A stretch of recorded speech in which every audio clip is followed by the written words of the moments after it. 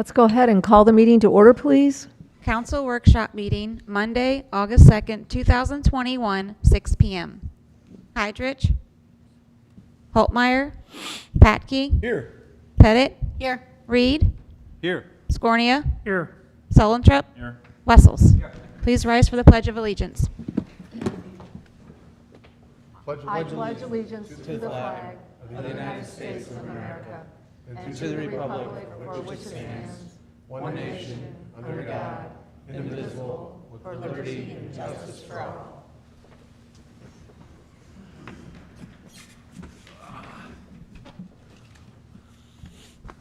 Will all the committee members answer if they have or have not read the minutes of the meeting dated July 6, 2021? Patke. Yes. Pettit. Aye. Reed. Yes. Scornia. Yes. Sullentrup. Yes. Wessels. Aye. Having read the minutes, are there any questions or comments? Make a motion. Second. We have a motion by Sullentrup, seconded by Patke, to approve the minutes from our last workshop meeting dated July 6, 2021. All those in favor signify by saying aye. Aye.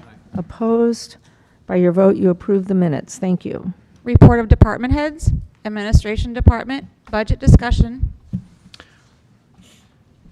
Mayor and Council, we have on your, in front of you, a memo that we drafted today that kind of goes over some of the highlights of what we're striving to do with goals for this upcoming budget year. You have, and we are looking at, with this, I think, and Mary reminded us to do this afternoon, to set the tax rate.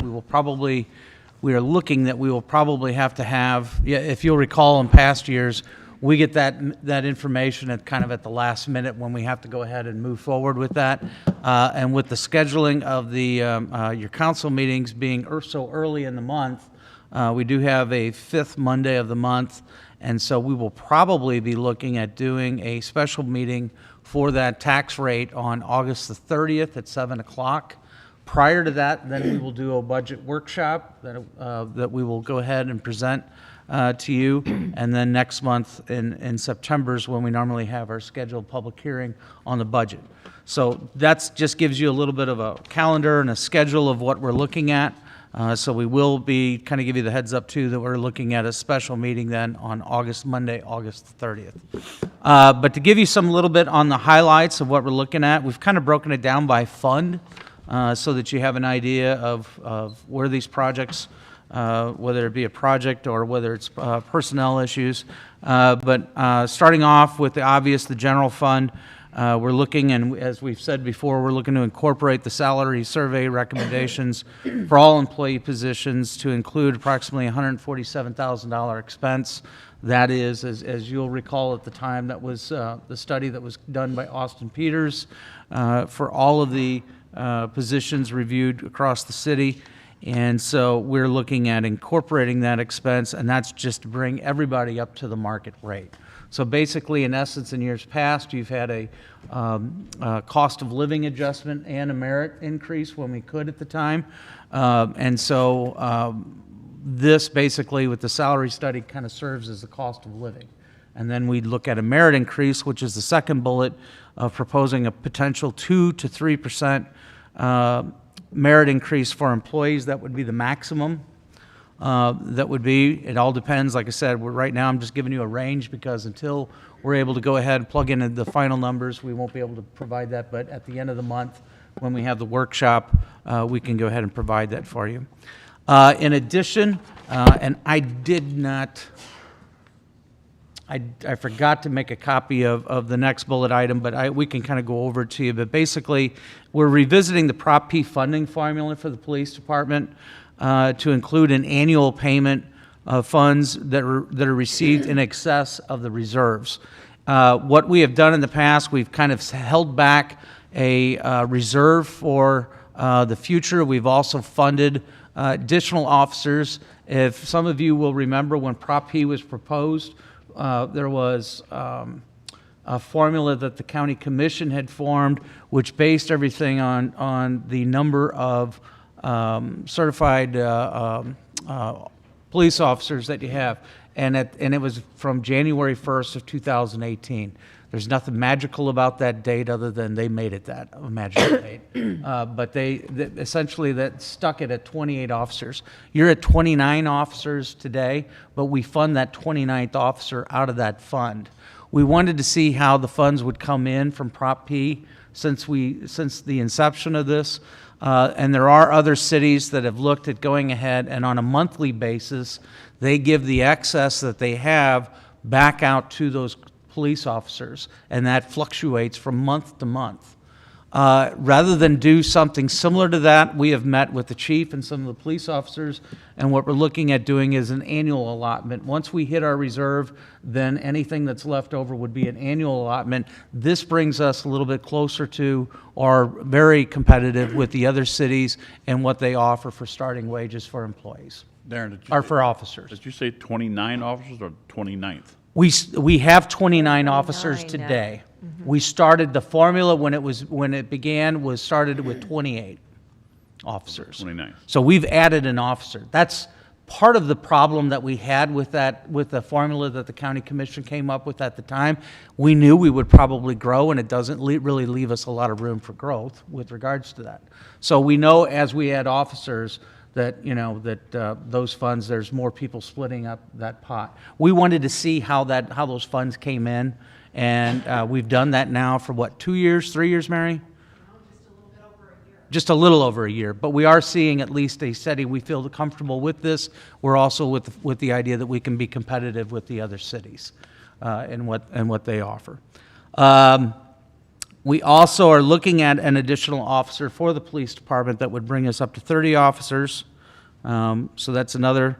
We're looking at a full-time assistant. Yes, absolutely, at any given Okay, point. so if we go from 28 to 29, now to 30, how far in the future are we going to fund every police officer we get with this reserve money? We're not. That's not what we're doing. The officers will have a base salary that's funded out of the general fund. Okay. And then anything excess of the reserves that we decide to go ahead and keep, and that's only for when sales tax, if it would ever take a dip, then we would, we could offset that. But all officers are funded out of the base with the general fund, and then the Prop P pays for that excess or whatever that you have. I thought you said we hired the 29th on that. We did originally, Okay. and that's what we did the first year. Now we're proposing to go ahead and change this formula. So that's a difference, and that's the reason why we wanted to go. I can have you a better spreadsheet of how that works or send that out to you. Mary's got those numbers that she put together, and we met with a group of the police officers, the chief, and the captain when we discussed this. But we are looking at doing, there's a need for a 30th officer that we would go ahead and add to the staff, and that would also be part of it. So then it would be split up by 30 officers. Darren, will you remember what the Prop P? That was a statewide. No, this is just county. county. It's a half-cent sales tax that goes across all of Franklin County, and it is divvied up based on a formula for the number of commissioned officers that each jurisdiction has. At that time. You know what that money? At that time, from That- January yeah, 1st, so- that magical date of January 1, 2018. This 147,000 in bullet item number 1 Mm-hmm. doesn't include the new salary of the 30th or 29th policeman? No, that does not. That 147,000 is across the board for all employees. That would be the cost for what we need to go ahead, increase the budget to bring all of our employees based on the salary study to bring them up to market rate. Some officers, I notice, specifically for the police department, there are some officers, it bumps it up a little bit, but there was really, the comments that we had based on the salaries survey was that with the Prop P funds we're pretty close to market rate. And we already have the 29th officer. Yes, and we already have the 29th officer, that's in your budget, that's what we have today. Do you know what the amount was from Prop P from last year? Well, it's a half cent, so that's probably, right, it's a half cent. Same as what we would I get. think we had, let's see, what do we get? Come on, Here comes Chief. So the county I'll figure it estimated out. we get 347,000 a year. We came in over that last year, and we're due to come in over that Mm-hmm. amount again this year.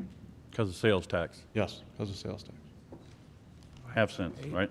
Half cent. correct. But it's a half cent in the county divided by all the municipalities and officers and all that, so.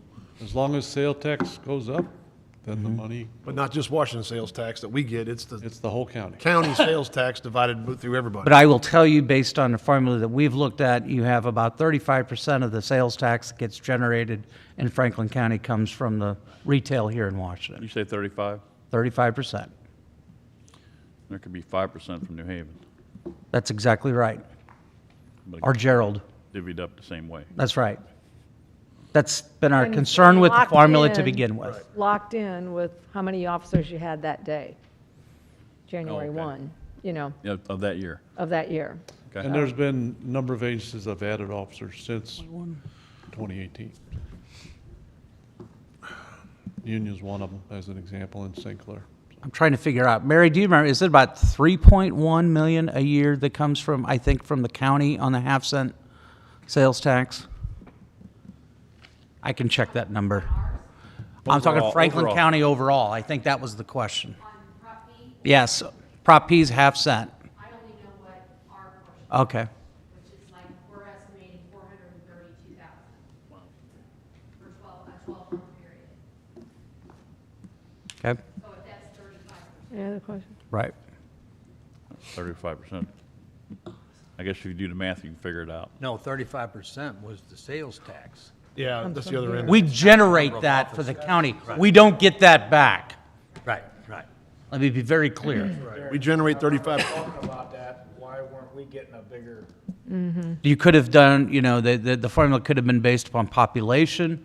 I mean, there's a lot of different sales tax generated, all of those things combined, and that's why we had issues with how they were proposing the formula. Not that we were opposed to a Prop P, but necessarily, but I mean, just the way that the county was proposing the formula. Some of the other items, one of the things that we've recognized, I've talked to John, and we've talked about this a little bit at some of the airport meetings, is the need for a full-time airport assistant manager possibly over there to go ahead. Right now, Kevin Hellman is your airport manager ever since we took over management of the airport, and you have two part-timers that are over there as well. Both part-timers do a great job. There's nothing wrong with that, but that's just it. They do part-time work, and we're looking at somebody who could go ahead eventually and assist Kevin to go ahead and learn the ropes, and we feel it's important that we go ahead and get somebody in there on a full-time basis for that. In addition, part-time clerk for the Parks Department that would help free up some administrative help. As you'll know, with the capital improvement sales tax that was passed, there was a lot of projects that we've had for the parks. I'll be getting to that on the second page here. As a matter of fact, those three projects are all in the parks. We had a lot of them. And so they've been inundated with trying to go ahead and get contracts out the door as well. We've been helping to try to go ahead and do with other departments as much as we can to assist them. But part-time clerk would be something that we'd be looking for. Part-time maintenance worker 1 for parks and maintenance. As you know, we have a staff of 1 with regards to maintenance, but what we've done is we've contracted the cleaning services out, and we've slowly done that, and we're down to 1 full-time individual now for all of the buildings. There is some need to go ahead and assist with helping that, especially when that individual's out, or on vacation, et cetera. And overall, for the general fund, we're looking at the, even though we had a record month here in collection not too long ago, on average, over the last 5 years, your sales tax has gone up about 3.5% every year, on average. And so that's what we're going to go ahead and look at for a budget for this upcoming year, a 3.5% increase. If I can move on, the local use tax, we're trying to go ahead and come up. John's office has been working with, or engineering's been working with some programs of what we could do to go ahead and help with infiltration and inflow into our sanitary sewer system. And so we're looking at a program possibly to identify and provide financial assistance to remove those if they have downspouts, et cetera, especially in part of the older parts of town. You have that. We recognize that we saw a lot of that when we had the redevelopment of the International Shoe Factory and a couple of other. We know that there's other properties out there, so what we're looking at the possibility of setting aside some of the local use tax to put it in a fund so that if you can seek assistance, but then the city comes in and makes sure. It's kind of very similar, if some of you remember in Don Valley when we put in the backflow valve, preventer valves back at that time. What this would be is a program that we could go ahead, identify, do an inspection, make sure that all the downspouts or there's nothing else that's going into the sanitary sewer, and disconnect those at the time, and then you could go ahead and receive some of the assistance if you had, I don't know, a sewer backup, or, or not a backup, but I mean a sewer, if you had a problem with a sewer, sanitary sewer lateral, et cetera. Yeah, real quick, Do an inspection. Yeah, quick update on that. So it's still in its infancy as far as how this thing's going to work. But the concept would be is we recognize that the laterals, the sewer laterals from your home to the sewer main are, and especially in the downtown area, are clay. They're non-gas, the gaskets are worn out of them, those type of things. So you're getting some infiltration into your sewer system through the private sewer laterals themselves, okay? You also have their various areas, and I would just estimate 50 to 100 maybe, sump pumps that are connected to the sanitary sewer line. In fact, we actually had 3 of them on one block when we redid Lafayette right here. There were 3 on just one block, to where when it rains, the sump pumps will pump into the sanitary sewer, which 3 sump pumps going takes up about 30% of the capacity of your sewer lines. So you can imagine when it rains a lot, all the sump pumps are kicking on, your sanitary sewer system isn't really functioning the way it should. So this program, which again, it's in its infancy, we'll have to go through all this, it would essentially, if your sewer lateral was determined to have inflow or infiltration into it, and you could get a camera, you would essentially apply for assistance up to $1 amount to replace that sewer lateral. We would do an inspection, verify all your disconnects were done, then we would reimburse you X amount of dollars. Again, X amount of dollars is still going to vary a little bit, but this is kind of, this is unique. We haven't done this before. It hasn't been done too many places, actually. It's needed, and we'd never be able to do this through the stormwater fund. Well, this is, local use is the stormwater fund. Oh, okay. So that's what we're looking at. So we are. Okay. Yes. So, second item, thank you, John. The second item, in case John will stay up there in case you have any question, we were looking at prioritizing the privately owned residential stormwater retention basins for potential city maintenance, just to make sure that all of you understand the new subdivision goes in.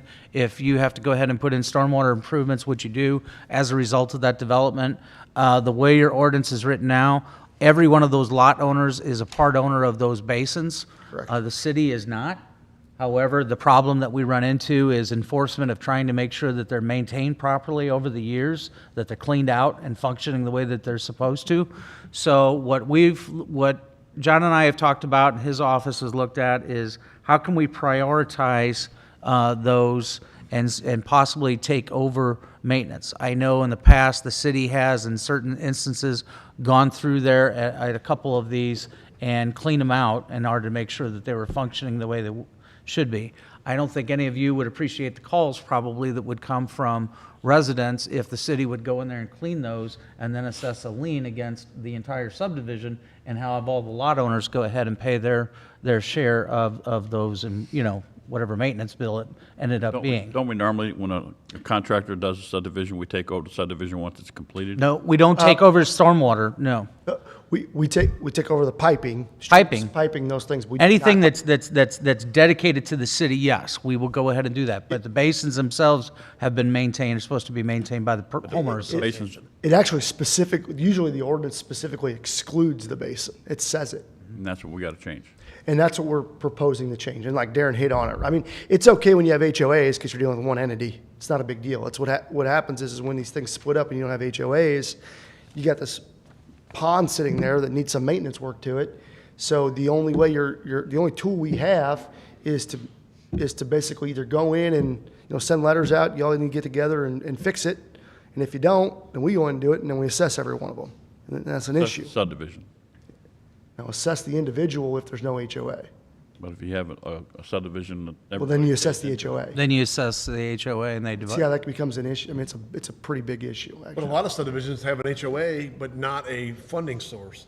They don't pay every year. Well, You know what I mean? So. Or- the I HOA will- is an entity that's supposed to collect payments for these type of Okay, things, so I'm but they saying never there do. are some subdivisions around that I know a lot of that call it HOA or call it not, but they either collect or don't collect. Correct. There's no fund for the subdivision. And that's the issue. Then it goes back to the individual. And again, hypothetically, you got, 30 lots, and I'm hypothetically here, but $10,000 bucks, you got $300 bill that's coming to you. I don't think that's going to go over very well. So the idea. And it's a way for us to tackle flooding issues in town too. We have little Right. control over that. Right. So, like I said, in the past, I know that if you talk to most property owners, they assume that the city owns and maintains that already. A lot of them. So, moving on, keep moving forward with the local use tax. Utilize contract labor to maintain the native plantings along 100. Right now, your parks crews do that approximately 2-3 times a year, Wayne? At least. Yeah, 2 large times when we cut them back, et cetera, and, right. Utilize funds to slip line the sanitary sewer mains to reduce infiltration. We talked a little bit about the other program, but we already have something in place. This would just augment that or add to it. Correct. Your sewer bills themselves pay for a portion of it, and I want to say it's, I don't know, I'm gonna get the percentages wrong, but let's just say a third of it. Capital improvement sales tax kicks in the next 2 years to pay for another third. This would pay for another third to speed that up. Again, the idea here is to aggressively go after inflow and infiltration, and that's what we're trying to do. We are going to budget for approximately a 14% increase in the use tax. That's been the average over the last 5 years. So that tax has grown substantially. With the Wayfair legislation that just recently passed, we anticipate that there's going to be more businesses that are going to go ahead and have to register, and so we anticipate an increase on that as well. But just looking at the last 5 years, the average of the increase, it's been 14%. I know we're talking about a workshop right now, but I just want to go back to maintaining the beds on Highway 100. Okay? Would it take very much to find out what it would cost to sub that out? That's what we're talking doing. about doing. Talking about. Okay. That's exactly what we're So, looking at you doing. The idea there is, again, they're done with native grass plantings, okay? We all know this, okay? So in your stormwater water quality, your MS4 permit that you have with DNR, native plantings, native things are a big deal, as a way to education and other things. And we all recognize that that we may have some shortcomings with maintenance. The idea is, if you can't keep up with maintenance, then you all here will rip them out and do something different. I know Wayne and I have talked about, well, you just concrete them or something like that and just be done with them all. But that goes directly in the face of what you're trying to do on the other side. So the idea is if we can start to maintain these things better and keep them looking a little better, maybe that concern goes away. So you get your MS4 benefit because it's native grass plantings, get your educational piece out there, and then, they just look better. So that's the goal. You're using There's your no funding from MS4. No, project. there is not. It's your stormwater money. Right. No, there is nothing from DNR for that, no. It's honestly, it's low-hanging fruit for us to do. It's fairly simple. Moving into the other enterprise funds, the water fund, we're looking at doing an additional maintenance worker 3 position that would be added. And then you have an annual increase that is based on the consumer price index. That was when we adjusted the water rates earlier this past year. So that does go up by that indication. Wastewater fund, we are looking at an additional maintenance worker 2 position for that fund. And unfortunately, though, we talked about that a little bit this afternoon, you do not have a consumer price index increase in that. We could, without even going into rates or anything, consider doing that every year so that at least we keep up with the cost of inflation, which we took care of when we addressed the water rates earlier this year. So that's something that we may look at and then come back to you this year about not necessarily maybe the rates. We can take a look at that too, but the bigger issue is just at least have consumer price index escalator in there every year, because that's not in there currently. They're static.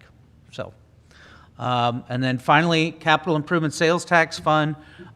There's 3 projects that I know that we've had some discussion over this past year about increasing up. As you'll recall, when we went through the capital improvement sales tax campaign, we identified all of our projects.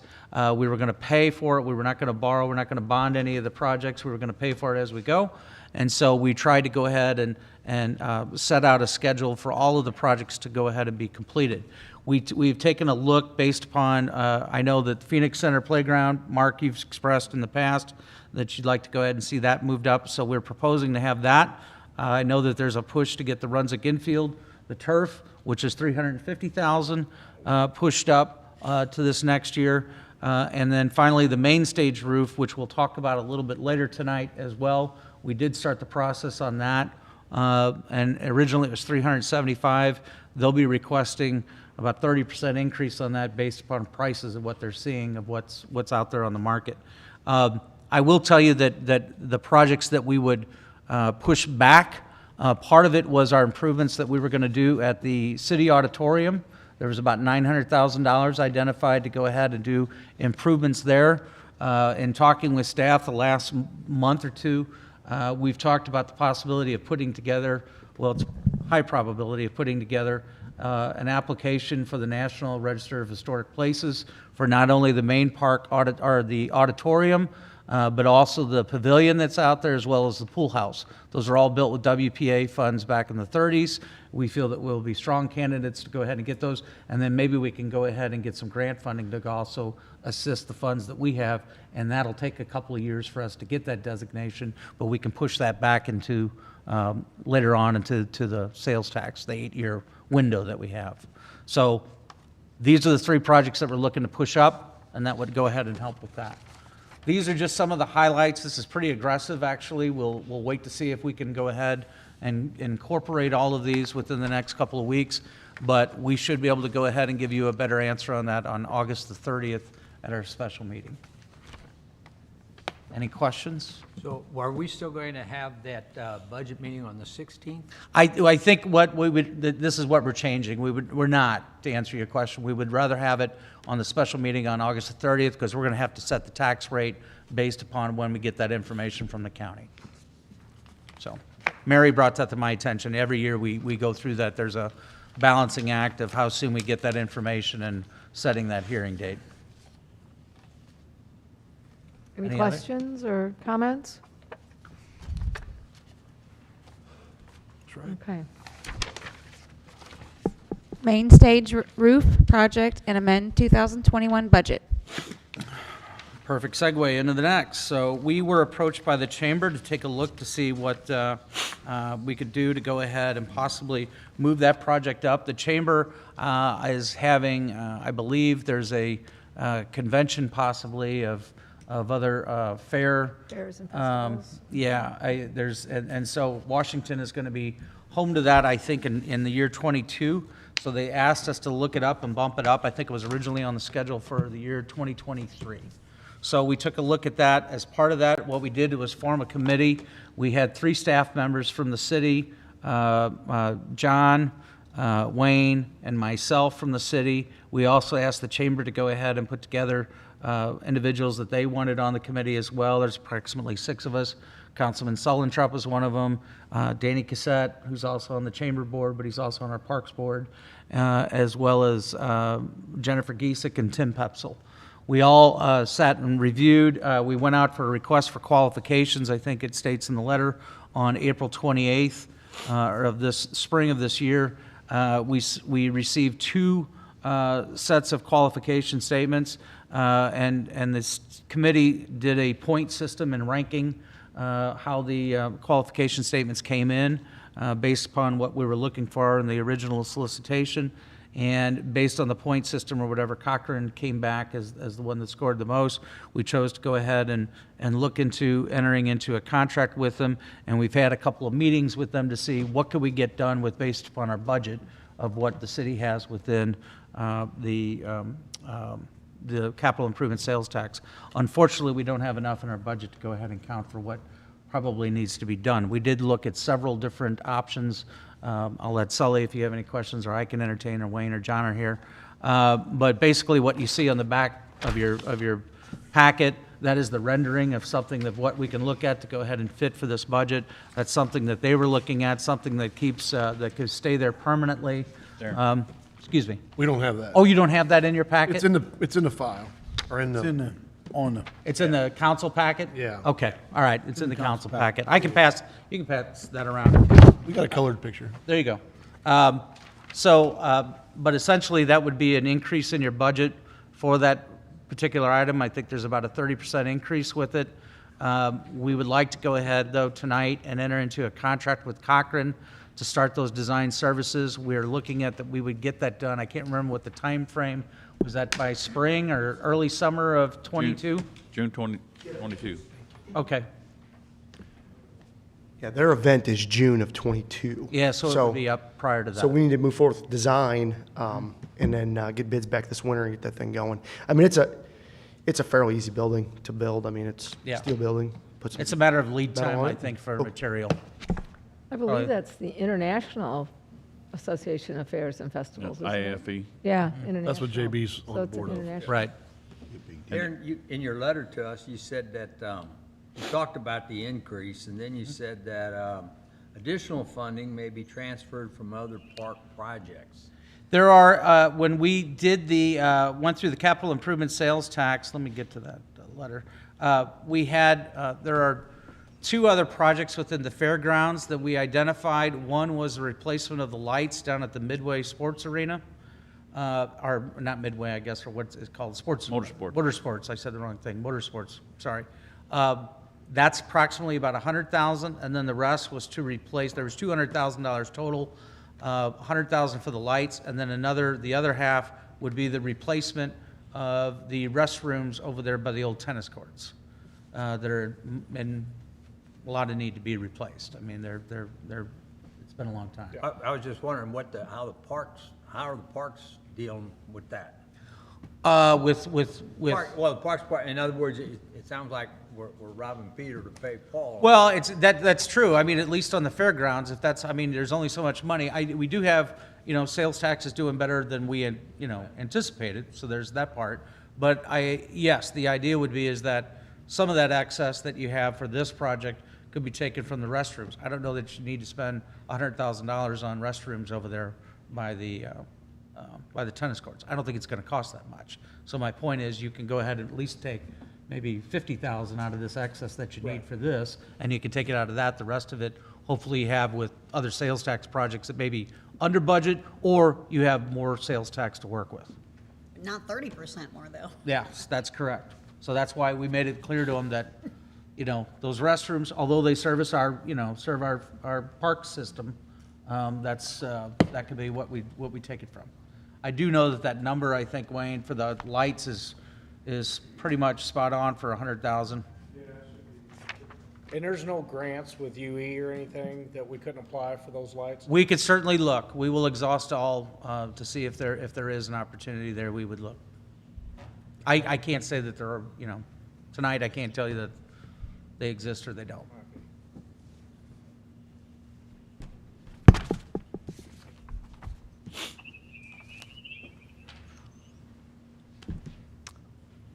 So wait a minute, we need a. Move to so council. We need to send this on to council. So moved. Second. So we have a motion by Patke, seconded by Holtmeyer, to send this item on to council. All those in favor signify by saying aye. Aye. Opposed? By your vote, you've sent it on. Thank What you. you're doing with the ordinance later on within your packet is amending the budget because we did not have funds set aside in the capital improvement sales tax for this fiscal year to start the engineering contract. So it's just for the engineering contract to get that started at this time. Okay. No visit list. So in your packet, you'll find a letter from me. Historically, we mail out the no visit list every 2 years to the residents, and then we maintain a list of database, and basically they fill it out, and then they say if they want peddlers, canvassers, or solicitors, and then we maintain a database, and then we send out this list, this no visit list, every 2 years. And so after talking with city staff, we thought it would be a good idea to amend the highlighted section of the code that was in your packet, and then they could remain on the list forever how long they wanted to. So then we would eliminate the 2-year period. And then it would be up to them to remain on the list until they either requested a move or if they decided that they wanted the visitors. So if you guys approve, then we would have the amended section of the ordinance at the August 16th meeting. I think what we have is there was no magical reason for a 2-year window. I think that's just what the council at the time, when this ordinance was passed, came up with. I think this was done in the careful, I date myself when I did, mid-2000s, I think, somewhere along there, I think. And so when they did that, I think the idea was that citizens would have to go back and re-register to get on the no-visit list.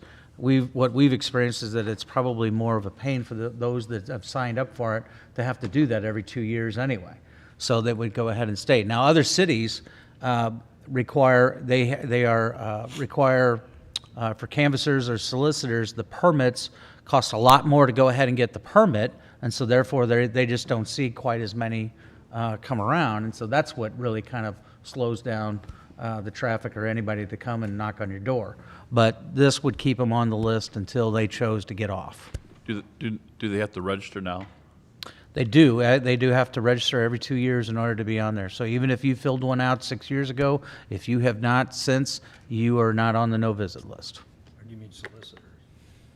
Did you mean solicitors? If a solicitor is once a year, I'm sorry, say that again. solicitor, if a permit, is that once a year? You go ahead and sign up for that? If you want to solicit, then they would either have to get a business license, and then they can go out and solicit, but they have to have a copy of the no-visit list. And then if they don't want to get the solicitor permit or the business license, then it's $5 per day per employee.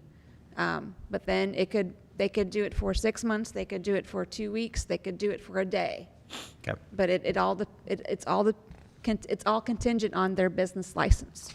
So if you wanted to come in and go door to door, then you would have to come into City Hall, either get your business license, and then let us know how long you want it for.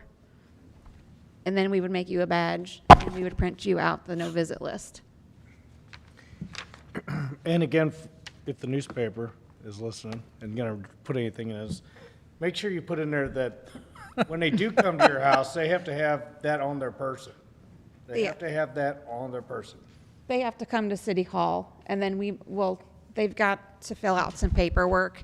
They've got to fill out the form, they got to do a background check through the Missouri State Highway Patrol, and then we would go ahead and take their picture, make their badge, and then we contact the communication department and the police department to let them know that we issued a solicitor's permit. So if there are any phone calls, dispatch and the police department are aware that yes, they are valid, and yes, they did come in and check into City Hall. So we don't need any action really on this. If the council, if you feel that that's something that you want us to pursue, just basically to remove the 2-year window, that's what we're proposing, and we'll have an ordinance for you on August 16th. I think it's a great idea. A lot less paperwork. A lot less paperwork and easier on the residents because they don't have to go ahead and re-register. So why don't we just do a motion? Make a motion. Second. Okay, we have a motion by Holtmeyer, seconded by Patke, to change the 2-year Change the ordinance. date, change the ordinance for the no-visit list. All those in favor signify by saying aye. Aye. Opposed? What about Your these vote. kids that are coming door to door selling these cards that you can get discounts and off these different restaurants, buy one, get one free? They're exempt or they're Schools sends us outlawed? out. It's the schools, and most of the time, I do not think they come to City Hall to check to see if anybody's on the no-visit Sort of like the list, to Girl be quite Scouts, honest. they don't come by either. Yeah. Boy Scouts, yeah, they don't. Yeah. Those mean little girls with cookies. I think they just kind of go out. A lot of them always on the same block. How does that work for Girl Scout cookies? They can't go door to door, that's why they sell at Walmart. Well, they still do.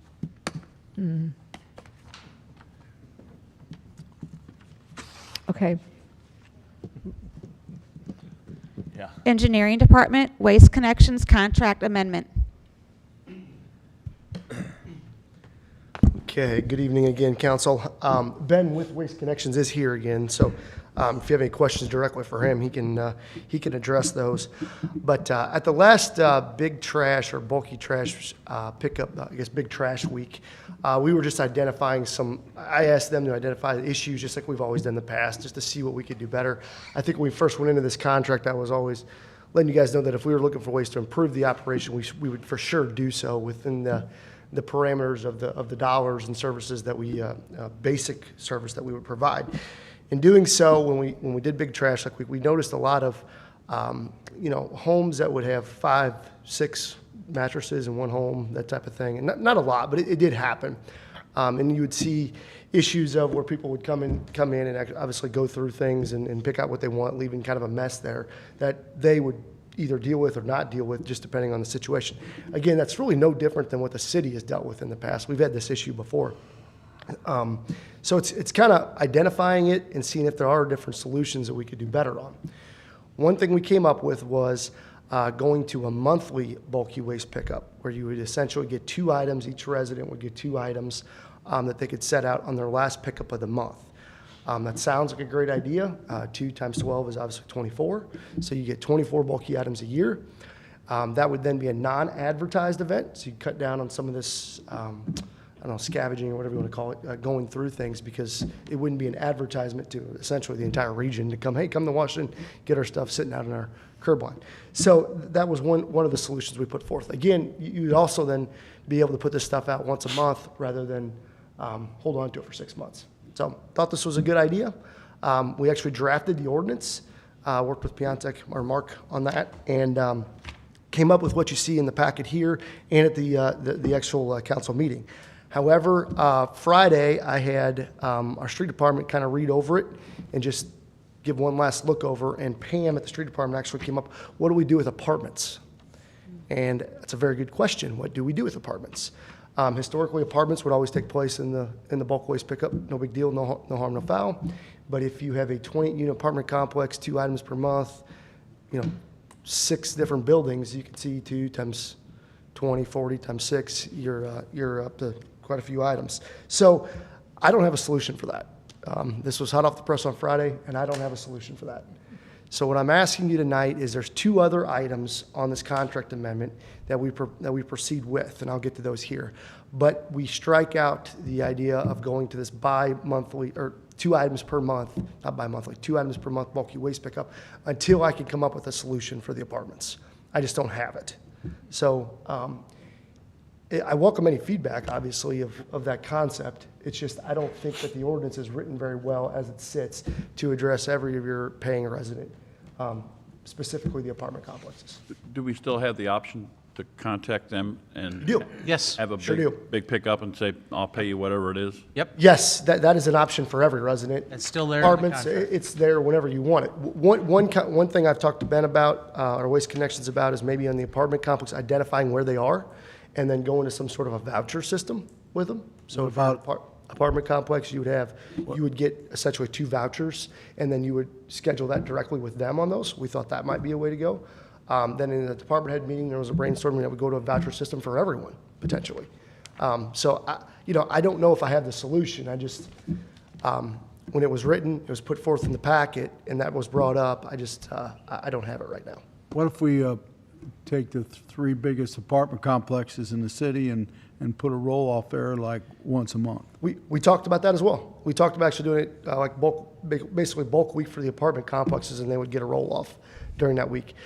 Problem with roll-offs that aren't policed is, again, you're not getting just the people in that residence. So how do you police these things? And that's the discussion that we got to have with Waste Connections, just to make sure we're doing the right thing. And again, If you go to the apartment complex, you got 1 day yeah, to put your stuff in there and then haul off, even if it's full or not. correct. Again, that's one thing we were looking at. So I don't have a solution right this second, but I think we're kind of honing in on one. Okay. So just if you have any John, other we ideas. still need to, if we go with this, we're going with this 2 items a month. Yep. Do we still have to give a notification that the items are going to be there? No, it would be your individual. So look at yourself, your individual last pickup of the month. You would have to put 2 items out. So there would not be a notification to them. They would just know that last week It'd be the last week. Correct. It'd be. You don't have to do it, you don't have to To be clear, notify. it'd be your last pickup of the month. right. So that may vary. It may not be the last week because weeks are split. But that's what we would look at doing. How are we gonna let the public know? Are we gonna put it in the paper, or what are we gonna do? We would go ahead and we'd advertise. we'd advertise and promote it. Put it in a water bill. And Yeah, we just like we did with switching over service, which actually went relatively smooth. So There are anyway, 2 we- items you want to address. Yeah, the other 2, so that's one item that in the ordinance that we need to make sure we get that struck out, and when Mark's here, just make sure we get that procedurally right at the council meeting. The second item is we've looked at changing the definition of bulky waste just to make it a little more clear of what it is. It doesn't change anything other than it just gives some more examples of what bulky waste really is. Just give some examples and things like that. So that's a pretty minor change. Actually, it doesn't materially do anything. The last item is to change what construction and demolition waste is. So what we've seen is when the contract was put together, it was we do not collect construction and demolition debris. Pretty vague. We've operated underneath that vague definition. The city has forever. Okay. So what I'm seeing, or what they're seeing, is that when you have, 2 2x4s, 3 2x4s, 5 2x4s that are, 48 inches long, 42 inches long in a trash can, they're not picking that up right now. Okay. I think we all agree that that's not necessarily construction and demo. I have different definitions of what it is, more hobby type thing, but it's hard for his guys to get that to work within that gray area. So for example, at everyone up here, if you had the same thing up there, maybe 3 would get picked up before would not. See, so it's trying to hone in on that definition so he can better manage his people. So with that, if you have something that is 2x4s, for example, or even small pieces of drywall that was contained 35 gallons or less, 50 pounds or less, so contained in a trash container, not thrown out on the road, not thrown out loose on the road, contained, okay, and it was less than 48 inches long, that is not construction and demo. So, an example I gave you in the packet, 5 42-inch long 2x4s in a 35-gallon container that weigh 10 pounds, so it's less than 50, is not construction demolition debris. Does that make sense? How do you know if it's 50 pounds? They weigh them. I mean, Tony weighed 2 today. So it's a judgment call for the guy using it. There's not a scale on the trucks. The one today was a mistake, quite frankly, by them, and they went back and serviced it. One was 78 pounds. So it's pretty obvious. It's not like you're weighing these things, So what if I put out 8 25-pound bags of Nope. busted up 'cause- drywall? Well, that's over 8 25-pound, or you said what now? They're packaged, they're contained in a No, bag, and 825 would not go, because it's 8 25-pound bags of construction demo debris? No, because that's 200 pounds. Oh, I thought you were talking weight-wise per bag. No. So total. 200 pound Total, limit. for that type of stuff, it's a 50-pound limit and a 35-gallon limit. So, think of it like this. You got one trash can, that's what you get on construction demo type items. But you just define that as not construction demo. I know, it's not considered that. So- Once you go over, if it's 50 gallons, or 64 would be your toter style, that's over 35, you couldn't put So it if in they there. had 2 trash cans, and each trash can had No, a few short 2x4s in it, 35 plus 35 is 70, it doesn't go. You have one. You get 35 gallons Of trash debris. of construction. Of demo. construction. It can be construction debris. Now, if you have Construction. 35 5 gallon. of residential trash, If you it's have fine. residential trash, that's right. We're talking construction. 2x4s, I mean, it's A limit defined. on construction 2x4s, debris. bricks, flooring, vinyl, whatever. but John, you just said those small quantities is not considered construction demo. You called it hobby, whatever? Well, whatever, I don't, But you're saying if you've got that in more than one can, it's no good? if you are allotted 35 gallons, up to 50 pounds, less than 48 inches long, contained items. Tell the citizens that. Of all kinds, Yep. of all kinds of items. Of, Got one can, one trash can full of debris. That's all you get. Yeah. Construction. Of construction, I see of people with 2 or construction 3 trash material. cans out there.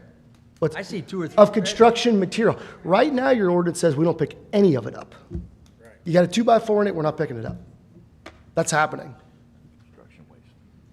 So we're going It to is put, construction. Construction So what we're material. saying is, this would make an exception to pick one of those up. You can have Right 2 now, trash it's not cans being of done. trash and one with Yeah, you can have 50 trash bags out there, but you can only have one can. Fact. That's a fact. And it's not, Trying to, Don't, but yeah. so the hobby thing, forget about the hobby. Well, that's just Yeah. there's no definition for All right. stuff. But I think somebody mentioned putting that out there. That's, as you know, we've had some discussions with some citizens. And I think they're looking for clarification is huge. And hopefully if we get that word out, you know. And we're trying to find it because it is a gray area that is, I there understand. is not a good definition. This is guys. never gonna go away. It's not. But at least if I provide a mechanism of 4 different check mark, you understand what you're dealing with. I mean, I'll give you an example. There were paint cans out the other day. There weren't lids on them, or there were lids on them. They didn't pick them up. Well, the discussion was, well, there's kitty litter in them. Yeah, but the guys didn't know there was kitty litter in them. Leave the lids off of them. See, it's just working through these minor things to kind of make everything work for everybody. So if those lids would have been off, They would have been fine. Because how do you know what's in them? 'cause I received another email that he had trouble again the following week with trash. Then he needs to contact me. He has a direct line, my direct line, and he knows that. The only way to get rid of it is not do it. Yeah, well, it potentially, yes.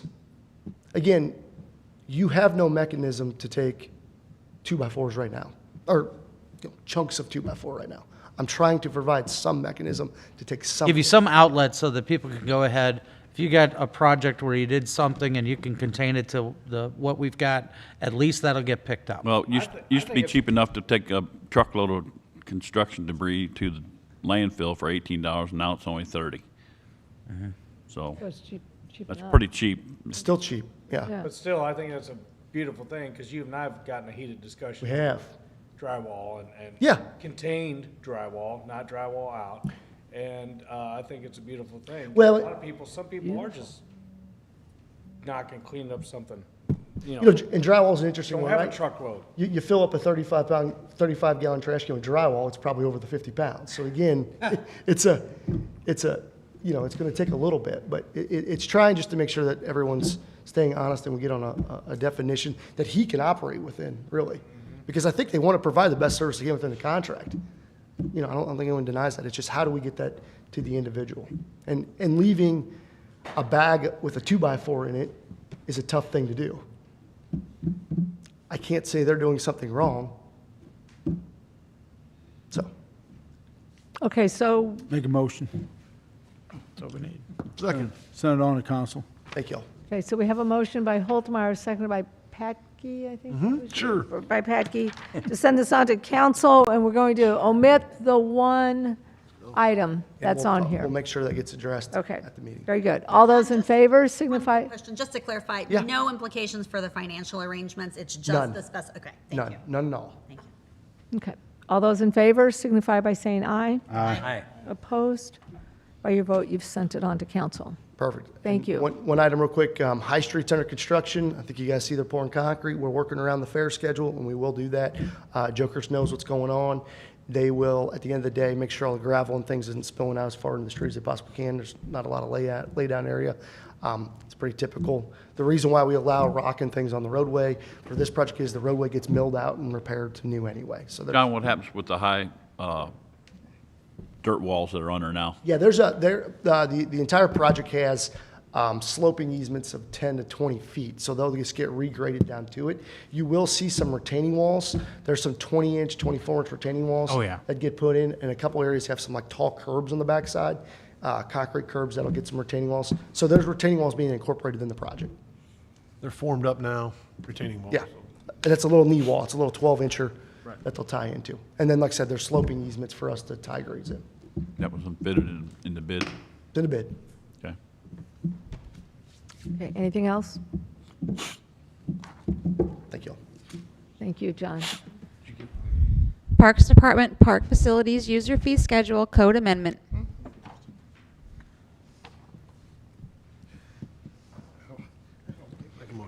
Evening, council. Before you, I have a amendment to the code on parking lot and open spaces, being able to rent those. When I first started in 2019, we revised all the park facility fees, or nearly all of them. And this was a fee that was in there, and at the time, it was thought that maybe it wasn't needed, so it was taken out. And then we've had several requests since I've been here to rent various parking lots in the park system. So I would like to put it back into the park code, park fees code. But in addition, we've also had in the last couple months several requests to rent the Main and Elm parking lot there next to the farmer's market. In fact, we have a request coming up on August 12th, and so that's why this is before you. So we're proposing to be able to rent parking lots and open spaces. In addition to that, Main and Elm lot for $250 per day with a $100 deposit fee in case something would get destroyed. And then rates would be raised in conjunction with the CPI each calendar year. I guess thoughts, questions? Does a reservation then, we block it off and nobody else is allowed to park That's there, I correct. assume? Correct. What's the time frame? It would be, if you rented it, it would be an all-day Morning? thing, yeah. Midnight? Morning to, midnight till the park closes. The only issue that we'll keep and monitor that we would have with the specific parking lot that Wayne brought up that they've been questioned about down there at Main and Elm, obviously that serves a parking lot for purposes of the businesses down there, or those that live downtown, I think too, because that's a 24/7 lot. Obviously, we all know we have certain events that take place downtown that utilizes it, and the cars get moved, et cetera, and everybody's used to that. If we see that there's a problem with that, we may have to limit the amount of times that people do it, and that's an issue that we talked about internally, but that's not the only location. There's other parts within the park system that it's not so much of an issue, but this one, at least that Main and Elm, it may become an issue if we get a bunch of those that people want to go ahead and rent. But the question is, how many times a year are you going to let it? I mean, everybody's, historically, they've allowed, the Art and Wine Fest and events like that downtown, Barbecue and Blues Fest, stuff like that, everybody assumes. So what happens if we rent out can we rent out any of our parking lots that we own? Basically, this would allow that. Yeah. Okay. Like, And there's more would- parking lots downtown than we have. Yeah. And those events you just mentioned, do they pay that rental fee also, or is that what the? At the other parking lots, this would just cover all of them. But are you talking about The downtown. downtown events? Festival They pay don't- that? Wine Fest, they- Fair I Fest. don't, We I block don't. that off, do we charge them also, or is that, I don't know how that works. That would work. There's a thing within the code that allows them to get it at half price. Okay. As a result of if you contribute 5,000 more or more to the city. Historically, the downtown has, because they do the downtown cleanup. That's certainly valued a lot more than $5,000 for everything that they do during that day, and assist the city with all of our public, amenities downtown. So, but to answer your question, yes, that would apply to them. I don't know if you've got a separate fee for a farmer's market and that, or et cetera, but we'd have to take a look at that. Yeah, the farmer's market, we have a fee for already, Right, so that's already covered. This would be in addition to that. What other parking lot is under consideration? Sometimes, depending on what the event is, we've had a request, I think, when an organization, I can't remember. Run and walk? Yeah, run walk out at The one by the the, main stage? No, the one like Rick Marquardt would put on in that parking lot over there. Oh, okay. In May, they do the. May, the they run, do them. The beer run. Up crawl or whatever. On Beer And run. they're Yeah. recently Beer run. been Beer. Like a wedding and a memorial, the riverfront, so I would imagine those parking lots are requested. yes, and, yeah, we had one this spring that asked if they could rent it, and we told them no, because we didn't have a fee. And it happened to be the same day as downtown cleanup, and I was working that day, and I went down, and what they told us over the phone was they wanted the waterworks lot.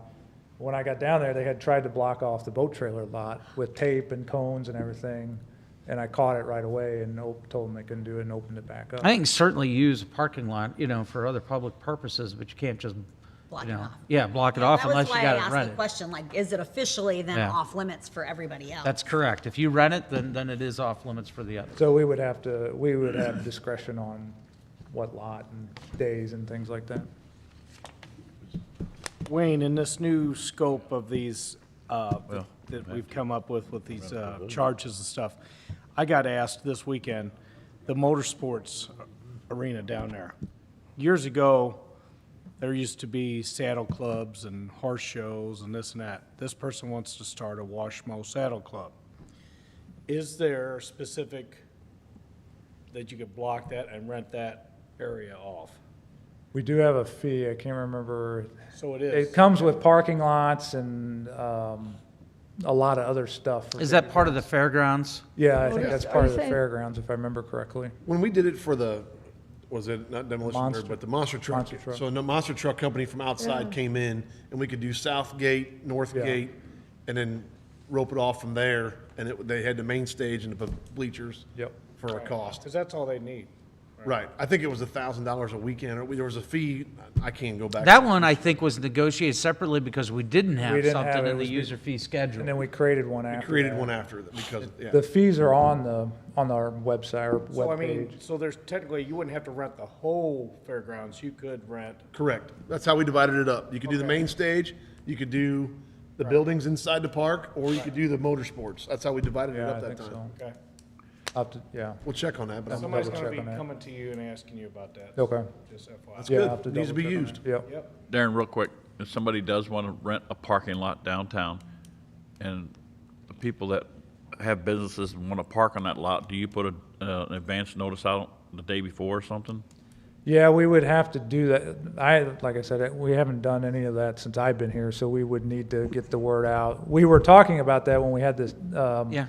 the request come up this spring, how we would do that, and so we would have, like, they wanted the waterworks lot, and so we'd have to rope it off or have barricades down there in advance. I mean, you could have parking, somebody parking on a lot, and you go to rent it, and then you can't find a person that's got their vehicle parked on there. Right. Early Right. notice It to was for them. everything down there. Yeah, Yeah, it would be nice to get an early notice out. sure, yeah. Or it could be up to the individual that's renting it to put them up. You know, I think doesn't Yeah. downtown put their own up when they have They an do. event? Put their Yeah. own We do not signs put up. those up. Yeah, we don't. Yeah, do but that, putting a tent up down there, somebody, they don't pay attention to the sign or whatever, we always almost have to tow somebody almost every time. Last 2 years, we didn't have to, but, people are gonna read signs whenever, you know what I'm saying? I know. That's gonna be a problem anyway you go about it. Okay, so we want to send this on to council. So move. Give it a try. Okay, we have a motion by Solentrup, seconded by Hydrich, to send this item on to council. All those in favor signify by saying aye. Aye. Opposed? By your vote, you've sent it on. Thank you. Thank you. Water wastewater department, purchase of a variable Kevin? frequency drive. Good evening, council. As I put it in the letter, we brought Meadow Lake Farms on subdivision into the water system. While we were working on that, we had to flow the line to clear it out, and we was able to test the pump station. And what we found was that the station can maintain a 300-gallon-a-minute pumping during normal operation. If it goes over that, our high-flow pump needs to kick on. Right now, the high-flow pump is what they call a cross-line, so it starts automatically, generates about 100 PSI and throws out 1,500 gallons a minute out of the station. That creates a lot of, like I said, a lot of cativation, a lot of activity in the pump station, which can damage the pump station, damage the pumps. The VFD will allow us to bring that up on a slower pace. So if the area would need 400 gallons a minute, that VFD would kick on the pump and only maintain 400 gallons a minute rather than just dumping 1,500 gallons a minute. It will also be able to ramp up and give the 1,500 gallons a minute as it needs it for fire protection. We're trying to be proactive on this. There's another development coming in that'll be tied into that line, which will take more flow. We'll be able, instead of it being called a fire pump, that's what it was designed as, it will be a high flow pump at that point, to maintain more flow at different times. It won't be an always run pump. It'll only be when the demand increases on it, but it's something that we need to do to increase the longevity of the pump station and the system itself, because it can damage water lines and everything else. So. So out of Meadow Lakes, all the fire hydrants will work properly then, and Yes, and we are actually, we're trying to get it scheduled. We're catching up with a lot of other things that we kind of set aside while we was working on that project. We're going to go out and we're going to raise the fire hydrants that need to be raised. There's several of them out there that need to be raised. We're actually going to exercise them, which I don't know if they've ever been exercised. And then we're going to repair them that we need to and bring them all up to city standards. That'll be done this summer yet before next couple months, hopefully. You know what kind of water pressure you're having in there now? They have 81 pounds, constant 81 PSI there at the entrance. They used to have about 88, 90, somewhere around there, so we're a little bit lower, but who we've talked to out there, they're satisfied with the pressure. They're very happy. What's the average, about 60? Pardon me? What's the average, about 60? The average pressure Through for town. the city, throughout town, the average pressure is regulated right here at City Hall, it's 82 pounds. Wow. But now that fluctuates because we're an elevated system. Now, you get up on Clay Street, it's not that high. You get down on Front Street, you're looking at about 120, 130 pounds. Get out where Mark Wessel is? About 5. Like I said, it's Just when I'm showering. it's all about elevated pressure. We're an elevated system. Our pressure is maintained by elevation, so. It works. Okay, any questions regarding this? Entertain a motion? So moved. Second. Okay, we have a motion by Pettit, seconded by Sullentrup, to send this item on to council. All those in favor signify by saying aye. Aye. Opposed?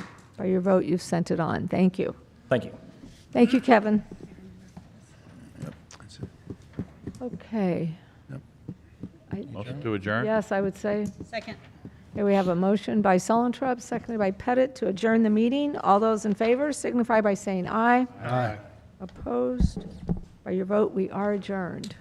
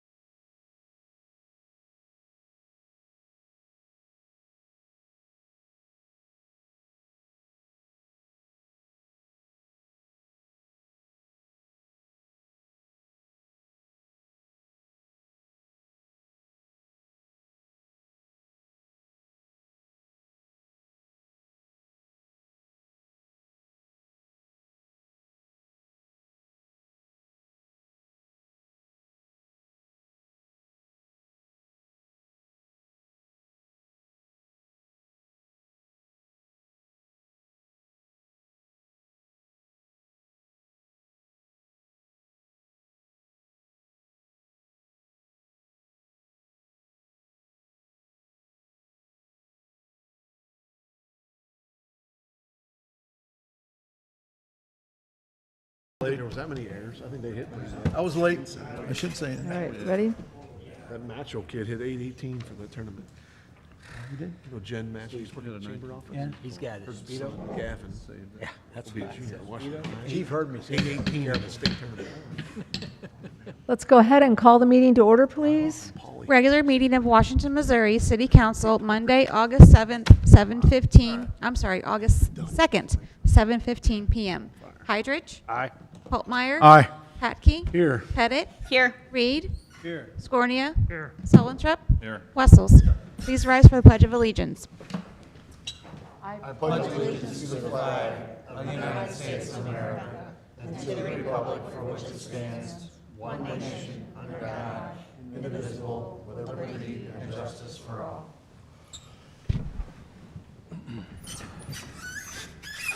Will all the council members answer if they have or have not read the minutes of the council meeting dated July 19, 2021? Heidrich? Aye. Holtmeyer? Aye. Patke? Aye. Pettit? Aye. Reed? Scornia? Yes. Solentrop? Yes. Wessels? Having read the minutes, are there any questions or comments? Make a motion. Second. Okay, we have a motion by Patke, seconded by Holtmeyer, to approve the minutes from our last meeting dated July 19, 2021. All those in favor signify by saying aye. Aye. Opposed? By your vote, you've approved the minutes. Thank you. Approval and adjustment of agenda, including consent agenda. You have the final payment requests for Main Park Sidewalk Project and the liquor license renewal. Are there any questions regarding the items on the consent agenda? Not, I'll make a motion. Second. We have a motion by Heidrich, seconded by Pettit, to approve the items on the consent agenda.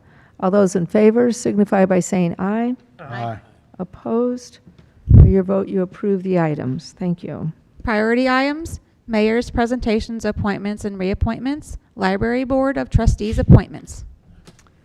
In your packet this evening are two appointments to our Library Board of Trustees. Doug Holdmeyer, whose term would be ending in June of 2024. Doug is replacing Joe Holtmeyer, who resigned his position on the board excuse me, does say Jeff. Joe, I'm thinking of you. No. Okay, it does say Jeff Holtmeyer. Him too. So why does this say Doug? I'm sorry, what? Oh, Doug is replacing Jeff Holtmeyer. A hold and then a Holt. Okay. So Doug Holdmeyer is replacing Jeff Holtmeyer, as Jeff has resigned from the board in the middle of his term. So he's going to be fulfilling Jeff Holtmeyer's term. And Susan Waymiller is going to be replacing Leon Hovey, who he did complete his term. So she will be starting with a full term. Do I have that right? Yeah, hers will be a, You can serve up to three three-year terms. Right. Just Jeff completed his second three-year term, so he did serve the entire term and decided he didn't want to serve a third. right. Yeah. Okay. Thanks for the clarification. All right, thank you. But Leon did serve all of his. He served the 9 years. Okay. Make a motion. Second. Okay, we have a motion by Holtmeyer, seconded by Solentrop to approve the appointment of Doug Holdmeyer and Susan Waymiller to the Library Board of Trustees. All those in favor signify by saying aye. Aye. Opposed? By your vote, you approve the appointments. Thank you. Washington Historic Preservation Commission reappointment. Okay, we also, in your packet tonight, have the reappointment of Brian Bogue to the Washington Historic Preservation Commission. His term will be ending in August of 2026. I'll make a motion. Second. Okay, we have a motion by Patke, seconded by Pettit, to approve the appointment of Brian Bogue to the Washington Historic Preservation Commission. All those in favor signify by saying aye. Aye. Opposed? By your vote, you approve the reappointment. Thank you. Special police appointment. Special officer appointment for the fair for Chad Johnmeyer of St. Clair Police Department. This will still only leave us with 8 officers for the fair from outside agencies because one of them you've already appointed got COVID, so he will not be attending the fair. Okay. I make a motion. Second. We have a motion by Padkey, seconded by Holtmeyer, to approve the appointment of Chad C. Johnmeyer as a special police officer during the Washington Town and Country Fair. All those in favor signify by saying aye. Aye. Opposed? By your vote, you approve the appointment. Thank Thank you. Citizens' comments? Is there anyone here who would like to address the council on any item that is not on the agenda? Okay. Unfinished business. On your blotter, you've got the revised ordinance for an ordinance amending the 2021 budget of the city of Washington, Missouri. Donald Trump. Introduced by Councilman Sullentrup. This ordinance, we tabled it from the last time because there was some language that we wanted to go ahead and work out. I think everybody's had a chance to review and is happy with it now, including our finance director, our city attorney, and any and everybody else that had any comments. Basically what this does, though, it gives you the $190,000 that came in from the CARES Act, specifies that it's to be used for salaries and wages, and then that gives you a decrease in the funding in the rest of the budget, but allows you to go ahead and then spend it on the other items that we have. I think the bone of contention at the time that we had was that the previous ordinance that we had didn't specify that that initially was to be used for those salaries. Any questions or comments? Okay. An ordinance amending the 2021 budget of the city of Washington, Missouri. Patke, Yes. Reed, Yes. Scornia, Yes. Wessels, Aye. Sullentrup, Hydrach, Aye. Holtmeyer. Aye. Pettit. Aye. By your vote, you approve the ordinance. Thank you. John, do you have anything? I For do every not. deport- Okay. Ordinances and resolutions.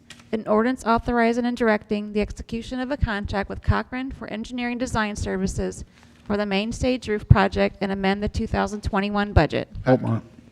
Introduced by Councilman Patke. This is the agreement we discussed in the previous meeting for Correct. the This is- stage roof. This is for us to go ahead and amend the budget, include your capital improvement sales tax. There would be, the increase would be for the engineering services at $57,206.25. Basically, their fee was based upon construction costs to go ahead and move forward with that. As we said, we would make up for, I believe you got a $100,000 increase on this budget, but we could make far it up in the other fairgrounds improvements that we've got within the fairgrounds or the park system. So, Why does it say subject to approval by MoDOT? where did it say The that? end of section 1. What part of that project is There's no part of that project with that. Is that in the, I'm sorry, is that in designed for the main Ordinance. stage? The end Oh, of section that's- 1? Apologize, that is a typo. Oh, My bad. I did not had see me that. confused for a day. I read it yesterday and thought, why do we have MoDOT approving that? But, I think you could go ahead and strike the last sentence of section 1. okay. Who was the other firm? The other firm that we received was Washington Engineering and Architecture. Okay. Just so you all know, I don't know if Darren wants to tell you or not, but we started out with different renderings of the stage to come out with, and the ones that we liked before started out at like $575,000, and then we worked with Cochran Engineering to come back with different designs, and by the time we had a couple of meetings and we got back to where we could get close to our budget, and with the price of material and everything, we thought that now is the best time to do it, because it could go higher or it could go lower, but now we just figured it was the best time to hit it. Agree. I'm just wondering. Any other questions? Do you have one? Well, I think he answered it before, I'm not sure though. I'll try it again. So the Parks Department is aware that some of the funds that they thought were going to be spent are going to be shifted over to this project? Yes, but I think, just so you know, there are projects in the capital improvement sales tax campaign that were I guess, sponsored, if you will, or put forward to that committee by the chamber specifically for the fairgrounds. And the projects that they had were, this project, obviously, this was their big one. We already completed one, which was the fencing that goes around the fairgrounds, that we did that in the first year. You had, and then as I mentioned earlier, you've got the motor sports area, the lighting that needs to be replaced there, and then you also have a restroom that's been identified to be replaced over there by the tennis courts. And that was, all those were from the chamber? Chamber proposed those as a request. It wasn't necessarily the Parks Department. Obviously, Chamber and Parks worked together on those projects, but those were projects that were put forth by the Chamber. So that's where we specified during those committee meetings that They had asked the city if we could, not do those two projects and get this project done. Okay. And then maybe later on in the next capital half-cent sales tax, if it renews again, then maybe we could do the project. We still have money to go ahead and do the lighting, and I'm just saying what you would have to cut back on is you could still cut back on the restrooms, like I said, because I don't think there's a need to have a $100,000 restroom over there by the thing. So we could go ahead and maybe cut that price in half, and then you look for others, hopefully sales tax if we keep going. My concern was just that it was going into some other Right. piece of that they weren't aware of, but everything's good. All right, thank you. Yep. I am going to have to ask a question about the tarp or the infield at Rotary Park. Okay. When is that scheduled? The tarp for the infield? Not the tarp, No, actually. you're talking about Runsick Field. Runsick. Are you talking about Runsick Field? Runsick Field. Well, what we will have for you on August the 30th, as I mentioned earlier, would be, that project would be bumped up into the 2022 budget. And so we would go ahead and put that out in next year. That's what staff's going to recommend to the council. If you pass that as part of the budget process, then we'll move forward with it in 2022. You'll have to go out to bid. Yeah, we'll have to go out for bid. I think they've gotten some preliminary numbers. That's how we came up with a budget item for it in the capital improvement sales tax campaign. Well, I talked to somebody that said it's going to be this, they already had the contractor picked out, and he was going to be putting in a field close by. It's a city-owned park. We will have to go through the process just like we do anything else. So, I think the rumor might have been because East Central has gotten on the fast track of turfing their field because one of the potential players of the new baseball program from Texas, a father, a relative, has a turf company, so they're coming in quickly there. And I know I've gotten a phone call where, why don't you use them at the same time and do this cheaper? It's not what we want to do. We can't do it. You don't want to do it, et cetera. So, but you got to do it. We got to go out to bid. Correct. There you go. And we don't want to do it in a cheap fashion either. So that may be where you may have gotten. Someone may have gotten confused there. They want to fast track it over there before the start of baseball season. We acted like he had all those ducks in a row, too. Okay, anything else?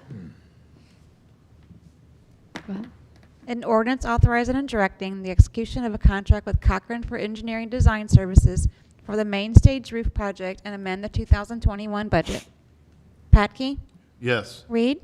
Yes. Scornia? Yes. Wessels? Aye. Solentrip? Yes. Heidrich? Aye. Holtmeyer? Aye. Pettit? Aye. By your vote, you approve the ordinance. Thank you.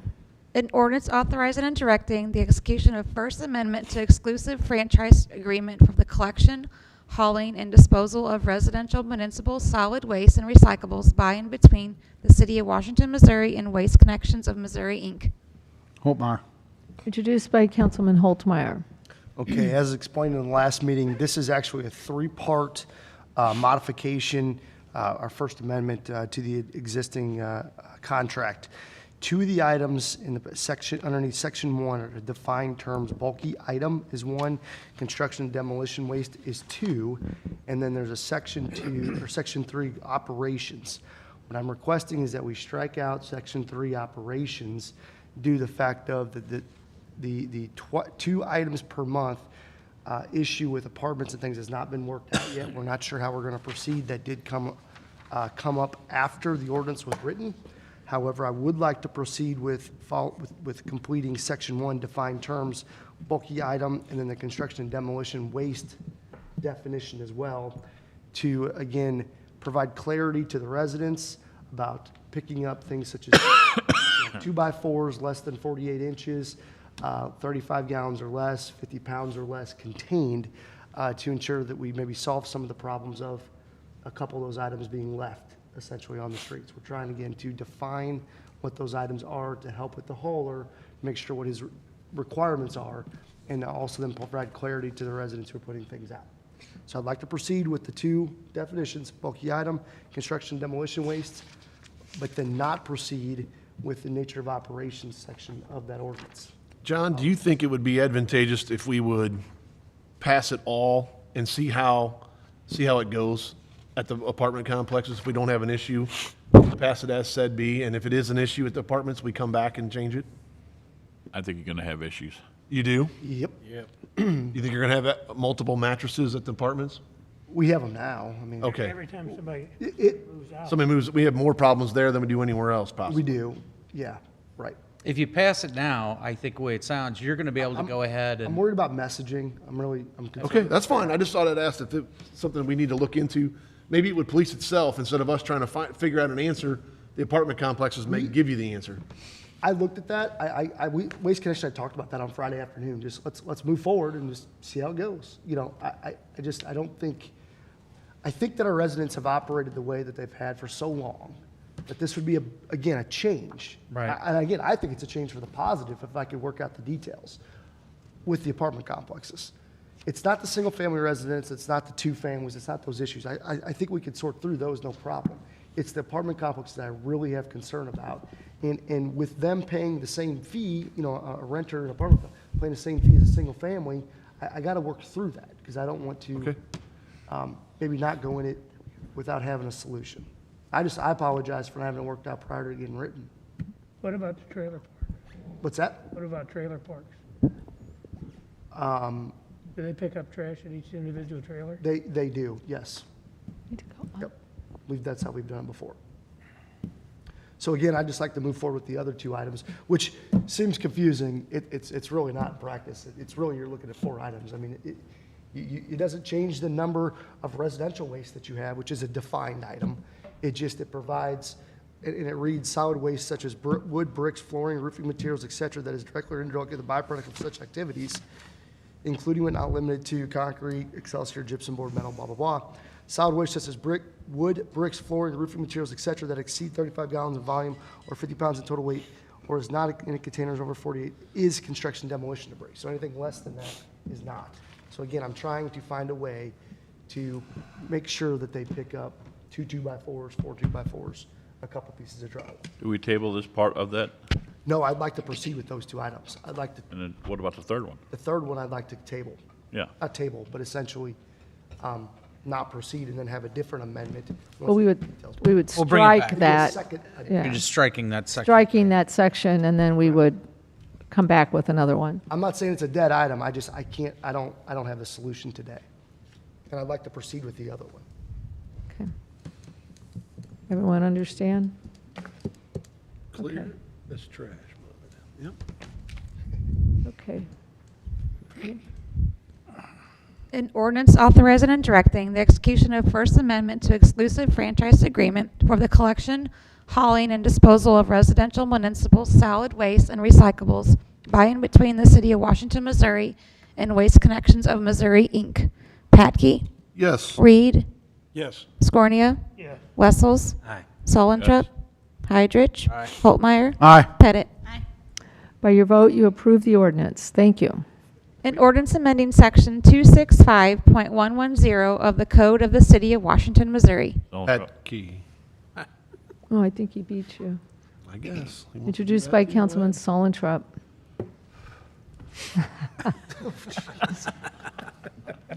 Okay. This is what we described. This would allow us to go ahead and rent parking lots with a reservation fee of $250 per day with a $100 deposit, based on demand. Any questions or comments? Okay. No, whatever Solentrup wants. An ordinance amending section 265.110 of the Code of the City of Washington, Missouri. Patke, Yes. Reed, Yes. Scornia, Yes. Wessels, Solentrup, Heidrich, Holtmeyer. Aye. Pettit. Aye. By your vote, you approve the ordinance. Thank you. An ordinance authorizing and directing the City of Washington, Missouri to enter into a sales contract with EFI Solutions for a variable frequency drive and installation of equipment for the Clay Street Pump Station. Hydrants. Introduced by Councilman Hydrich. Okay, Kevin briefed you at the last meeting regarding this item. When Meadow Lake Farms went online, it's currently operating under a pump system, which the majority of the city operates on gravity, essentially through your water tower that generates pressure. Meadow Lake does not. It's on a pump system up at Clay Street. The current low flow, if you would, is 300 gallons per minute, which does handle the majority of the need typically. If there is a need, fire protection, let's just say that the subdivision demands more, that will then go from 300 to 1,500 instantaneously.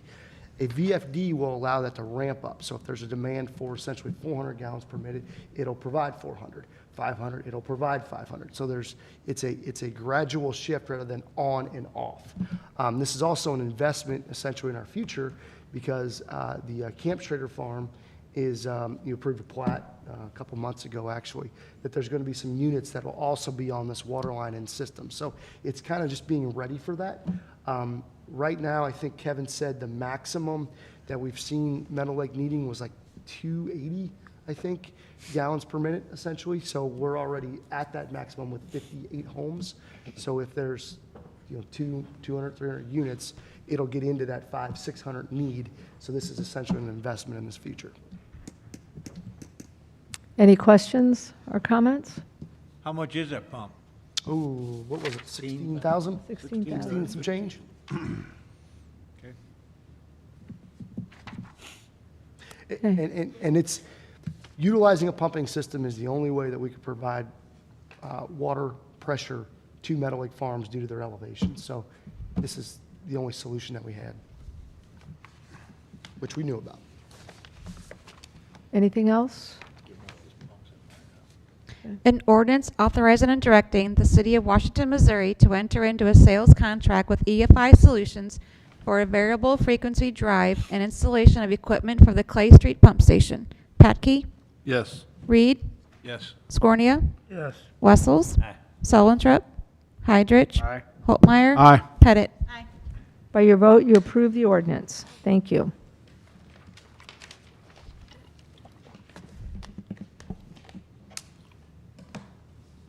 An ordinance of the City of Washington, Missouri to establish a procedure to disclose potential conflicts of interest and substantial interest for certain municipal officials. Holtmeyer. Introduced by Councilman Holtmeyer. This is the ordinance that we bring before you on an annual basis that we need to go ahead and approve. Oh, nothing changes. Nothing changes. I have no idea. Okay, any questions or comments? An ordinance of the City of Washington, Missouri to establish a procedure to disclose potential conflicts of interest and substantial interest for certain municipal officials. Patke? Yes. Reed? Yes. Scornia? Yes. Wessels?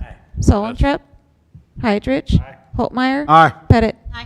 By your vote, you approve the ordinance. Thank you. An ordinance authorizing and directing the execution of an agreement by and between the City of Washington, Missouri, Perry D. Pico, and SCE Inc. Holtmeyer. Introduced by Councilman Holtmeyer. This is an agreement that we've worked out between the city, Mr. Pico, and SCE Inc., which most of you know is Larry Premsey, or Cowboy. Most people know him by. All this has been through Wayne, it's been through John, it's been through Darren, it's been through a lot of hands. Coming up with an agreement that will address or allow him or require him, or more likely Cowboy, to remove the trees that were cut down back in February or March, whenever it was.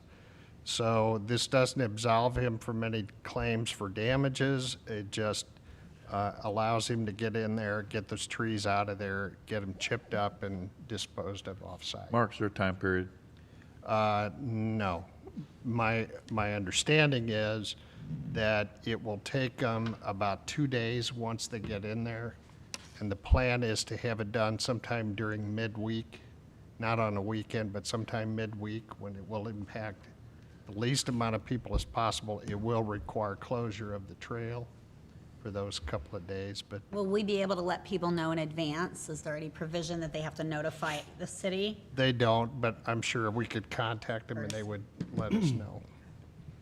They've essentially submitted to the city a letter, a means and methods letter about how they were going to handle this. That letter was then subsequently sent to U.S. Fish and Wildlife and the Army Corps of Engineers. And we've received non-jurisdictional letters from them to get that work done, utilizing the means and methods they set forth. So part of that would be is notifying that we, as Wayne and I, can work together to make sure the public's notified of the closures and those type of things. So obviously, it's the path to getting things cleaned up.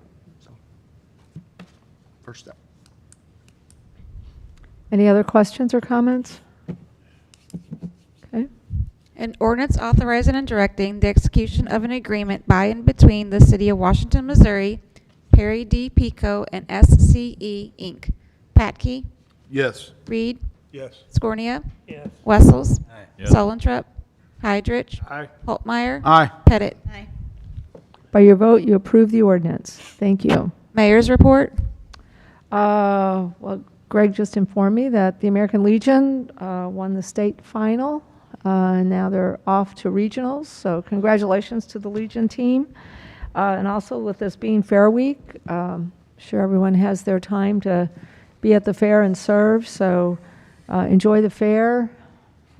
And it looks like the weather's going to be good for the fair this year. So that's good. So enjoy.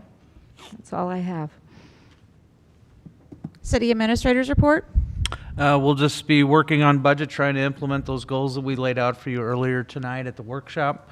And we did get the email that would allow us to go ahead and submit for the request for the ARPA funds that we outlined to you a couple of months ago.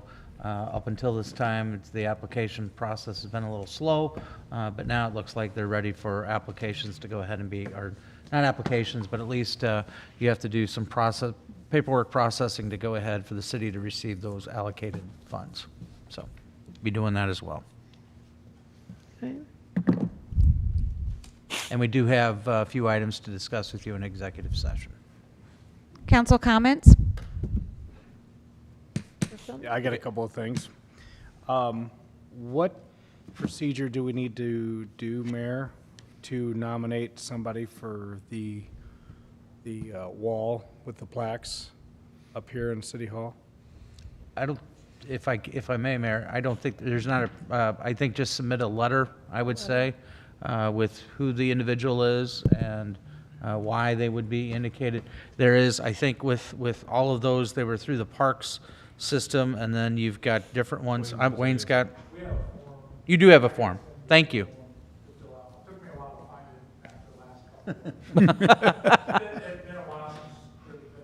I was giving him the easy way out, but okay, all right. Well, I just feel like Chief Halmick deserves a plaque up here for all of his years of service. Several requests for it, so. Okay. And I also wanted to ask you, Chief, you hear anything back about the fence that might be put up illegally to hide the junk? On West Fifth Main? Street? On Fifth Street? On Fifth Street. Up Fifth Street, up at the air conditioning heating place, business. I think he has fenced an area. I don't think it's a zoning violation. As long as he puts those items in there, he's fine. If it's stacked outside by the building, that's a different matter. Okay. We checked into that for sure?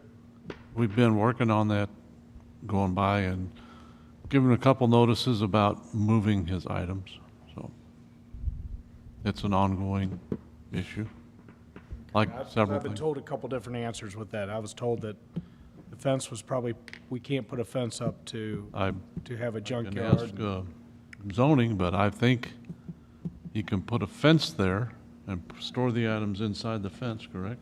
We will verify. Sal will be back in the office Tuesday or Wednesday. I can't. Wednesday. Wednesday. Wednesday. So we'll verify But if that. it's setting against the building, that's a violation. There is no permit to put a fence up. So you're not in violation to put a fence up. Okay, the city doesn't have a permit unless it reaches a certain height, okay, which that, to my knowledge, that one doesn't. It's probably 6-foot fence. So there may be some zoning, and again, I don't know the details, but there may be some zoning that you can't do outside storage. Okay, so so then it comes down to what's the definition of storage? How long is it? I don't know. Sorry about that. But, how long is it? Is it being moved? Is it truly being stored? I don't know. Can we verify that with seeing through the fence? I don't know those things here, but I could talk to Sal about that to figure that out. Okay, and the other thing, we have not really heard anything back. Did we ever help the female that came in here and expressed her concerns about all the mold and the conditions she was living in here about a month or so ago? Yes, the building department, they did do an inspection on the building. I think she's since moved as well. Okay. So if true, Right. if true, then that would trigger a need for another occupancy inspection, which that would be identified. They did go back and look when the occupancy inspection was put in, and there was no photos or any evidence of that. So since the occupancy inspection and her coming and voicing that concern, something occurred, whatever that something was. But we did reach out to the owner, and I think she's since moved for whatever reason, and then that would trigger then another occupancy inspection to be done once somebody else would move in. And I know I just kind of asked on the spot. Yeah, and I find out anything like that, John? Yeah, send it I to can me. do that. Appreciate No, it. no problem, no. Yep, Thank you. not an issue. And that's again, well, I think she moved in January at the time, so if there was mold, and I'm going off memory off the file, but if there was mold or there wasn't mold, we would have identified that if we would have saw it. Right. Okay? So if it wasn't seen, then it would lead me to believe that it happened intermittently in between. Now, just because a renter makes a complaint to the city on a mold issue doesn't necessarily trigger us to go in and do another occupancy inspection based upon that renter filing a complaint. It just doesn't. So it kind of gets into a little bit of a gray area there. But I think she's moved out, which would trigger another occupancy inspection. But I will get back with you. Thank you. To verify.